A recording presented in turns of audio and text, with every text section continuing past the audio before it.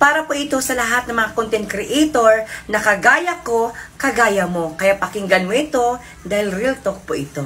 Ito naman ay mensahe ko para sa lahat na content creator. Congratulations!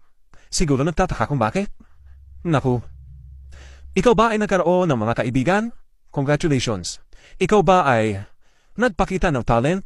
Congratulations. Ikaw ba ay nagpakita ng talent na hindi mo akalain na talent mo pala? Katulad ng, dati hindi ka naman sumasayaw, dati hindi ka naman nagla-live, at dati hindi ka naman marunong mag-edit.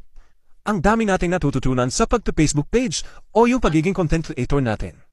Marami ang na-stress pero ito ang sasabihin ko sa iyo. Motivation and inspiration. Bakit? Kasi po, congratulations. Nakarating ka na kung nasaan ka ngayon. Ngayon ka ba naman susuko? Nandiyan at nagkaroon ka na ng mga kaibigan. Ngayon ka ba naman susuko? Napadalhan ka na nga ng ads. Ngayon ka ba naman susuko? Malapit nang dumating ang iyong ads. Positive lang tayo. Positive mindsets have positive results. Ako po ay patuloy na nag-i-inspire. Sana kararami dahil patuloy po akong lumaban at kinongratulate ko rin ang sarili ko. Kinaya ko ito. Sana tayong lahat ay magtulungan. Congratulations ka, boss. Salamat sa iyong suporta at nakasuporta rin ako sa iyo. Huwag kang mag-alala. Kayang-kaya mo yan. Kung ako na monetize, pues ikaw din naman. God bless you.